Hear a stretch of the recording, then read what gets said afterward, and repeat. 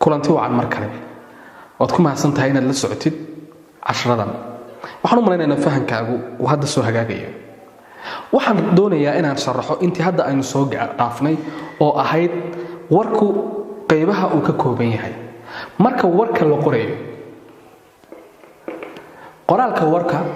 waxa warka loo qaybiyaa marka la qorayo la diyaarinayo saddex qaybood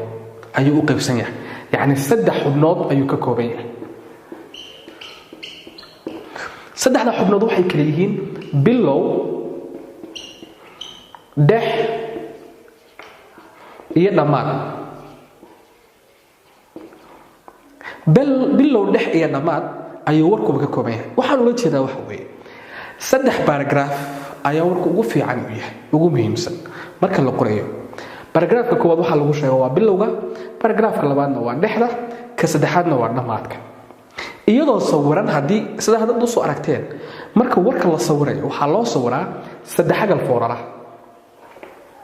oo yani afka hoose ka dhuuban xagga sarna ka balaaran oo u qaybsan saddex qaybood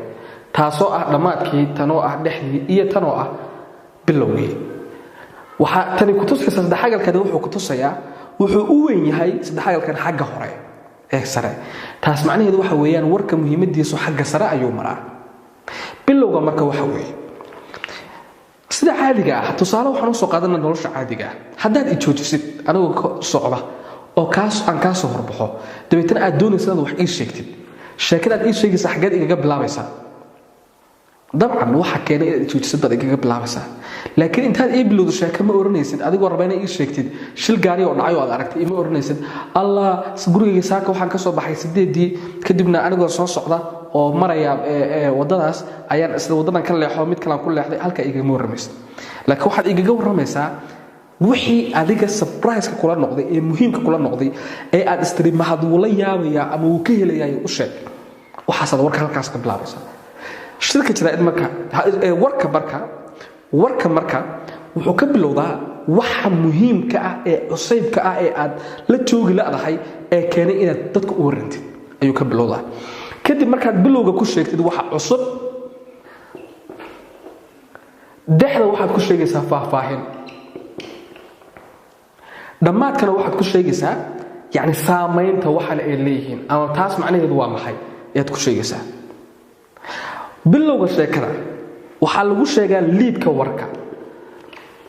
liid oo ah halka warka dadku ay inay akhristaan ama daawadaan ama dhegaystaan ku khasbaysa oo soo jiidaysa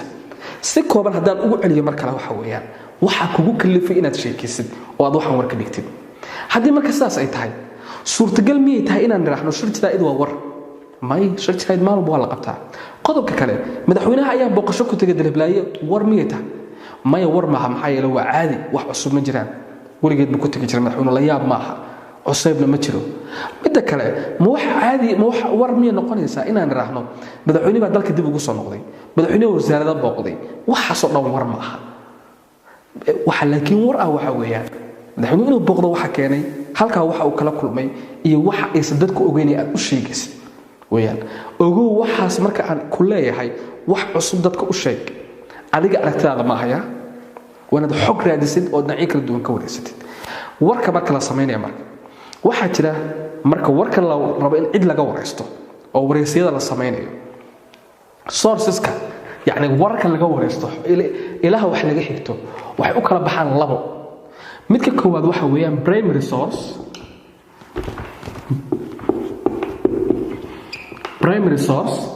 ka labaadna waxa weeyaan secondary source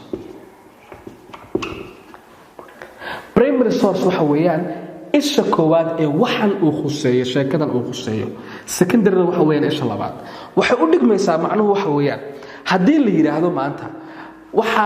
yani la qaaliyeeyay qiimihii shidaalka oo kale waa ay cid primary source ka ah ee ka hadlaysa ma aha shirkadihii qaaliyeeyay ma aha gaadiidleyda ma aha waxa weeyaan cidda sida tooska uu waxan u saameynayo oo ah shacabka bulshadu saameynaya sicir adigu ku saameynaya shidaalka maxaa yeelay haddaad xataa gaari lahayn adigu raashinka gaari baa lagu soo qaadaa qalabka dhismaha gaari baa lagu soo qaadaa korontadu waxay ku shaqeysaa shidaal gaadiidku wuxuu ku shaqeeyaa shidaal marka qaaliyowga shidaalku wuxuu saameyn ku yeelanayaa bariiska la cunayay biyaha la cabayay leerka la shidanayay taleefanka la isticmaalayay baska la raacayay wax kastoo saameyn ku yeelanaya maxaa yeelay wax walba halkaas lagu daraya marka sidaas daraadeed waxaa saameynta koowaad iska leh waxa weeyaan dadka kadibna waxaa dhinacii kale ah cidii qaaliyeysay iyo khabiirkii secondary waxa noqonaya cidii qaaliyeysay iyo khabiirkii falanqeynaya waxaan raadka ay ka tagi karaan marka warka haddaan u soo noqdo qodobkii hore waxa weeyaan wuxuu u qaybsamaa bilow dhex iyo dhammaad marka aad rabtid marka inaad qortid oo aad saas u qaybsatid waxaa ka horeysa in sheekada aad dadka badan ka wareysatay oo xogta fara badan aad ka aruurisay inaad xogteeda ururisid dabeetana waxaad qorataa imise xog ayaa ku jirta warkan xogahaas liist garee kadibna lambaro sii oo waxaad lambaradana ku salaysaa say u kala muhiimsan yihiin lambar 1 iyo 2 waxaad qaybta koowaad ka dhig 3 iyo 4 kana qaybta labaad ka dhig 5 kana xagga ugu dambaysa geed say u kala muhiimsan yihiin labada isku dar kana xagga dambe geed saasoo kale hadday 8 ku noqdaan xogihii isa raaci say u kala muhiimsan yihiin isku raaci oo laakiin isugu xidmayaan tan kale adiga oo ka hadlay arin dhinaca kale ha ugu noqon hadana gadaal ha ugu noqon haddaad arin ka hadlaysa israaci xagga dambe ku arki doonaa tusaale sheeko qoran oo aan idinla wadaagi doono kadibna aad ka soo shaqayn doontid marka taasaan ku arki doonaa inaad fahantay waxaan iminka aan sheegayno oo ah inaad warkii sidaas u kala jajabsatid qayb u jajabsatid kadibna aad kala hormarisid aad iyo aad baad u mahadsan tahay si aad u sii fahantid oo aad ugu fahantid warka fadlan sii daawo casharada kale kana shaqee su'aasha cashar kasta ku xigta mahadsan